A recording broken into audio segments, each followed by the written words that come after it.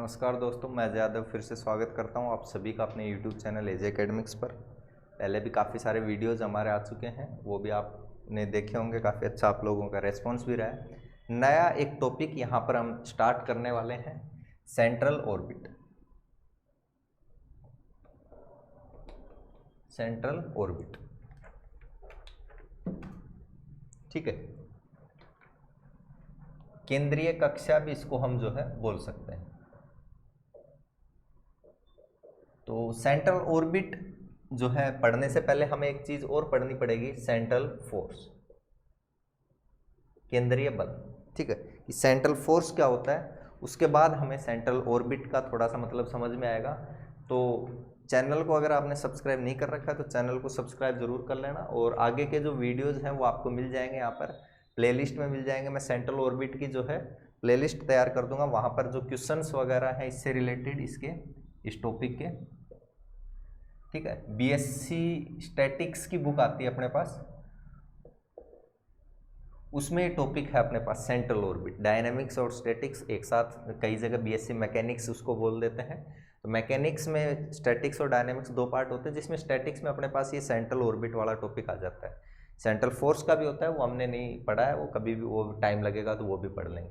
इसके क्वेश्चंस वगैरह हम करेंगे, ठीक है। इसकी जो है पोलर फॉर्म होती है, रेडियल पोलर फॉर्म जिसको बोलते हैं, और ये इसके एक पैडल फॉर्म होती है अपने पास, पैडल इक्वेशन भी जिसको बोलते हैं, या पोलर इक्वेशन भी जिसको बोलते हैं, इस तरह से अपने पास, ठीक है। वो फॉर्म्स होती हैं, वो हम आगे पढ़ेंगे। इसमें क्वेश्चंस उससे रिलेटेड जो है वो करेंगे। तो पहले तो हम चीज़ समझते हैं कि सेंट्रल फोर्स क्या होता है। तो एक ऐसा फोर्स जो हमेशा एक फिक्स पॉइंट की तरफ क्या है, डायरेक्टेड रहता हो, जिसकी डायरेक्शन हमेशा एक फिक्स्ड पॉइंट की तरफ रहती हो, ऐसे फोर्स को हम बोलते हैं सेंट्रल फोर्स। फॉर एग्जाम्पल जैसे ग्रेविटेशनल फोर्स हो गया, ठीक है। अर्थ है, अर्थ पे इस तरह से अपने पास जो है ग्रेविटेशनल फोर्स काम करता है अंदर की तरफ। तो ये अपने पास एक सेंट्रल फोर्स का जो है मतलब एक एग्जाम्पल हो गया, जहां पर ये जो पॉइंट होता है, जो फिक्स पॉइंट होता है, यानी अर्थ, इस जगह पे हम अगर बात करें अर्थ, या फिर इस जगह पे बात करें ये पॉइंट, ये अपने पास कहलाता है centre of force. Centre of force यानी बल का केंद्र, ठीक है। ये कहलाता है अपने पास सेंटर ऑफ फोर्स। और जो पार्टिकल इस फोर्स की वजह से मोशन कर रहा है, तो उसको हम बोलते हैं CFM, सेंट्रल फोर्स मोशन। वो जो मोशन है वो कहलाता है central force motion. CFM word काफ़ी कॉमनली यूज होता है फिजिक्स वगैरह के जो है उनमें, ठीक है। कई सारी बुक्स में आपको CFM में लिखा मिल जाएगा शॉर्ट में, तो उसका मतलब भी यही होता है। तो पहले हम देखते हैं कि सेंट्रल फोर्स क्या होता है। If A particle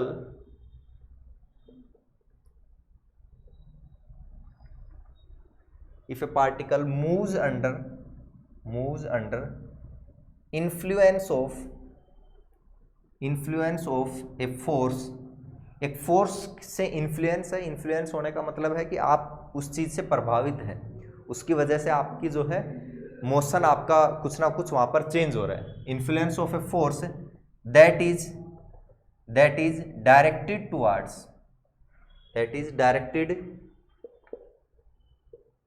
towards a fixed point, then the particle is called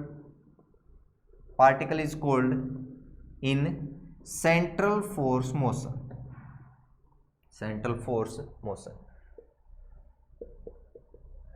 CFM।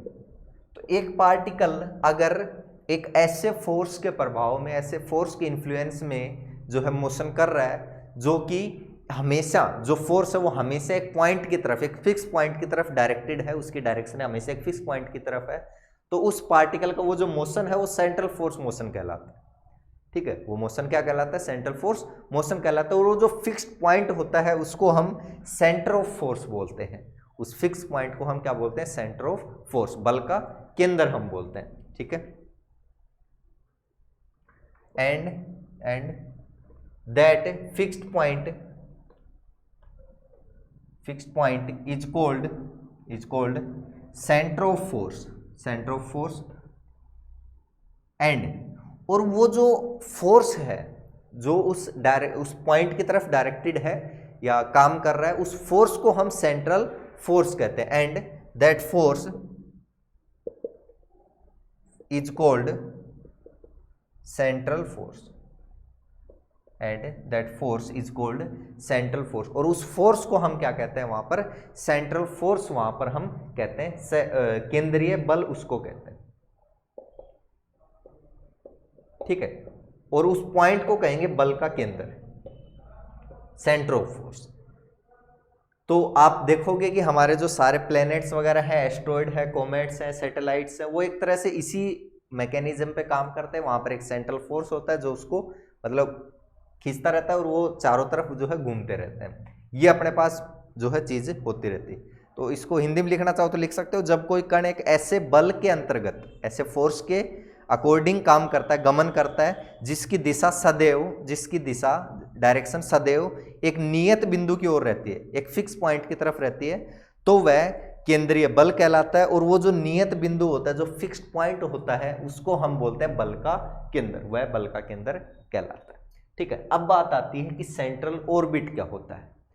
तो वो जो सेंट्रल फोर्स के अकॉर्डिंग अगर कोई पार्टिकल मूव कर रहा है, कोई ऑब्जेक्ट मूव कर रहा है, तो उसका जो पाथ होगा, उसका जो पाथ होगा, उसका जो पथ होगा, वो अपने पास कहलाता है सेंट्रल ऑर्बिट, ठीक है। The path of any particle, central orbit लिखेंगे, केंद्रीय कक्षा, the path of any path of any object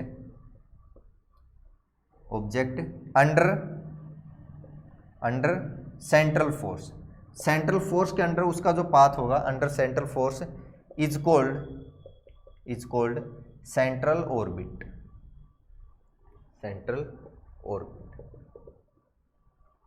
ठीक है। Under any central force is called, या ऐसे लिख सकते हो, the path of any object moving under any central force is called central orbit, is called central orbit. किसी केंद्रीय बल के अंतर्गत कोई गतिमान कण है, कोई मूविंग जो है पार्टिकल है, उसका गति का जो पथ होगा, जो मतलब और इसका पथ होगा, वो अपने पास क्या कहलाता है, केंद्रीय कक्षा कहलाती है, ठीक है। अब इस चीज को थोड़ा सा और समझते हैं।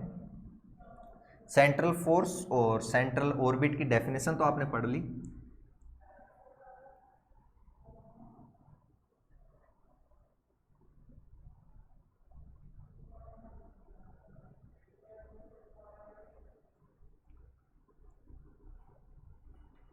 अब होता क्या है कि हमारी मतलब स्पेस में बहुत सारी गैलेक्सी बनी हुई है, जिनमें बहुत सारे स्टार्स हैं, तारे हैं। उन्हीं में से एक तारा अपने पास जो है सूरज है, सन भी एक अपने पास एक स्टार ही है। तो एक मिल्की वे है अपने पास, जो हमारी जो गैलेक्सी है मिल्की वे, जिसको हम बोलते हैं, नाम दे दिया हमने उसको एक। तो उसमें कहीं ना कहीं अपने पास क्या है, सन है, उसमें कहीं ना कहीं अपने पास सन है। ये इस मिल्की वे के चारों तरफ जो है चक्कर लगा रहा है। सन का जो ऑर्बिट है, सन के चारों तरफ अपने पास प्लैनेट्स घूम रहे हैं, अर्थ भी घूम रहा है, और भी और सारे प्लैनेट हैं वो घूम रहे हैं। ये अपने पास अर्थ घूम रहा है, अर्थ के चारों तरफ अपने पास मून घूम रहा है, ठीक है। यानी ये जो है मिल्की वे के ऑर्बिट में एक तरह से सन घूम रहा है, सन के ऑर्बिट में अपने पास अर्थ घूम रही है, अर्थ के ऑर्बिट में अपने पास मून घूम रहा है, ठीक है। और अगर किसी ऑर्बिट में अगर कोई ऑब्जेक्ट अपने पास मूव कर रहा है तो उसको हम सैटेलाइट कहते हैं, ठीक है। अब कुछ नेचुरल होती हैं, कुछ मैन मेड होती हैं। नेचुरल जैसे कि मान लो ये है मिल्की वे है, अब मिल्की वे का सन एक तरह से सैटेलाइट हो गया, सन का अर्थ एक सैटेलाइट हो गया, अर्थ का मून एक सैटेलाइट हो गया। अब ये चीजें हमने थोड़ी बनाई है, तो प्राकृतिक है, तो ये नेचुरल सैटेलाइट हो गए। इसी तरह से अर्थ के चारों तरफ अपने पास इंटरनेशनल स्पेस स्टेशन भी घूमता है, जहाँ पर ये अंतरिक्ष यात्री जो जाते हैं वहाँ पर रिसर्च वगैरह करते हैं। तो इंटरनेशनल स्पेस स्टेशन भी अर्थ के चारों तरफ घूमता रहता है, तो वो मैनमेड है, ठीक है, वो नेचुरल नहीं है। तो इस तरह से अपने पास है, तो वो एक एज इट इज वो तो एक सैटेलाइट ही तो है।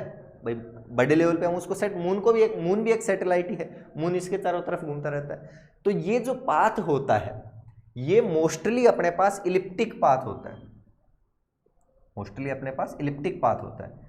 लगभग ये जो अर्थ वाला है वो थोड़ा सा सर्कुलर टाइप होता है, बट एग्जैक्ट सर्कुलर नहीं होता है, क्योंकि एग्जैक्ट सर्कुलर अगर हो गया तो पार्टिकल जो सर्कुलर मोशन में अगर घूमेगा तो उसको अर्थ अपनी तरफ खींच लेगा, ठीक है, और वो गिर जाएगा नीचे।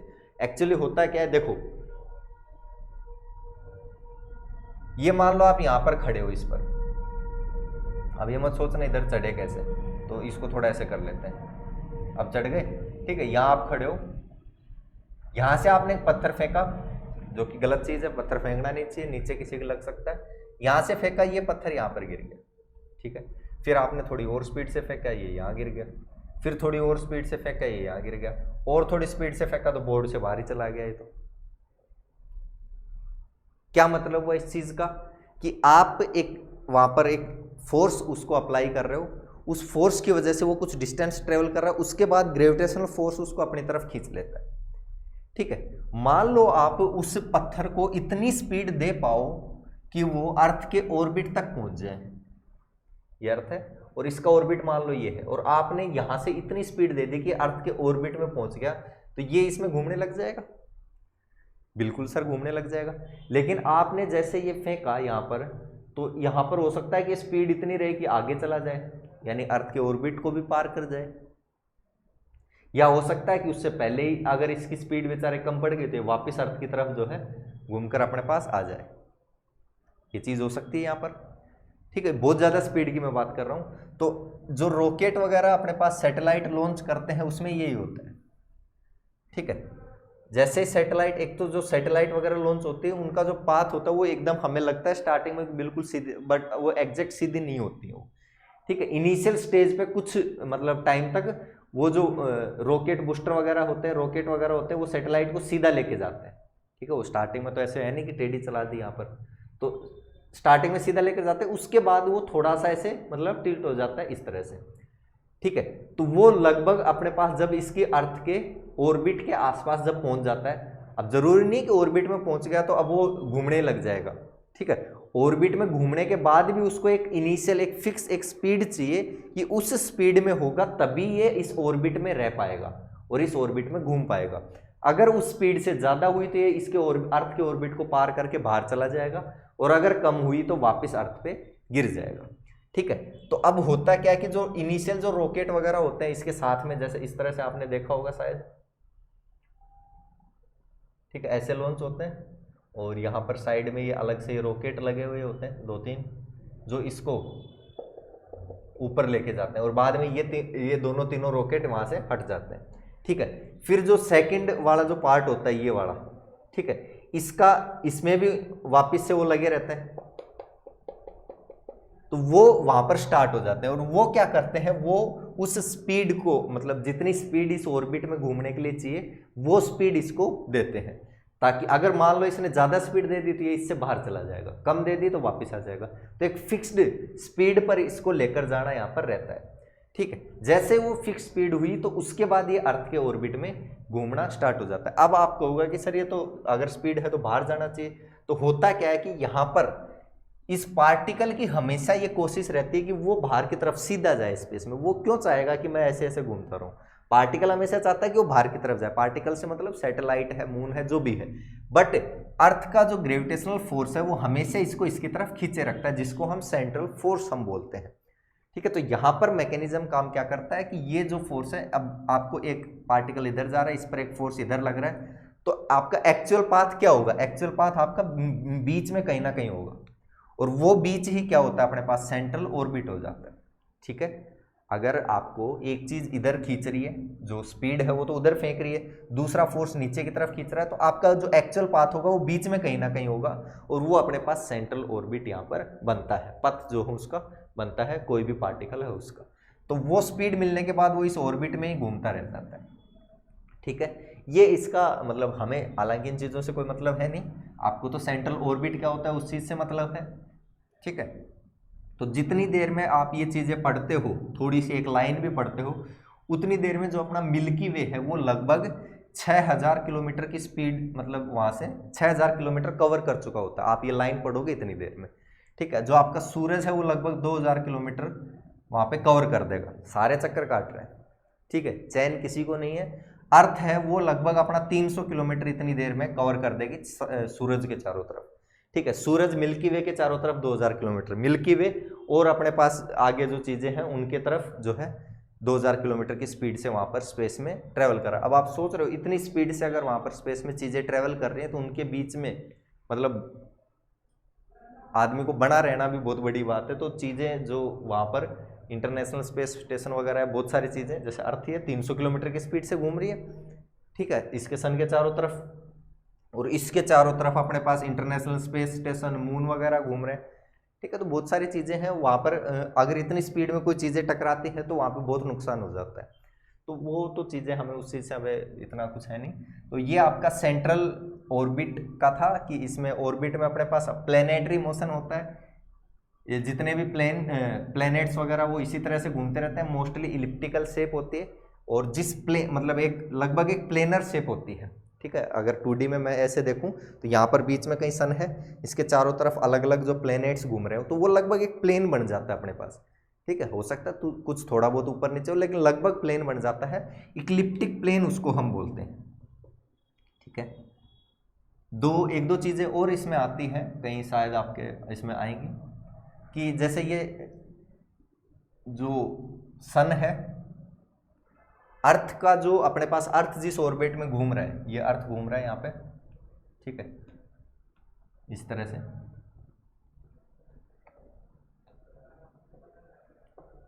तो अर्थ जिस ऑर्बिट में घूम रहा है वो लगभग अपने पास एक इलिप्स की शेप है, ठीक है। और इलिप्स का आपको पता है कि इलिप्स में अपने पास दो जो है यहाँ पे, जैसे आपके पास सेंटर, ये सर्कल होता है, सर्कल में एक सेंटर होता था, इसी तरह इलिप्स में दो होते हैं, जिनको हम एक को फोकस बोलते हैं। अगर इसी को फोकाई हम लिख दें तो वो प्लूरल वर्ड हो जाता है, यानी उसमें दोनों कवर हो जाते हैं। तो इसके एक फोकाई पर अपने पास सन स्थित होता है, मतलब दूसरा यहाँ पर कुछ होगा उससे हमें मतलब नहीं, बट यहाँ पर एक फोकस जहाँ पर होता है, इस इलिप्स में जहाँ फोकस होता है उस जगह पर अपने पास यहाँ पर सन है इस ऑर्बिट में, ठीक है।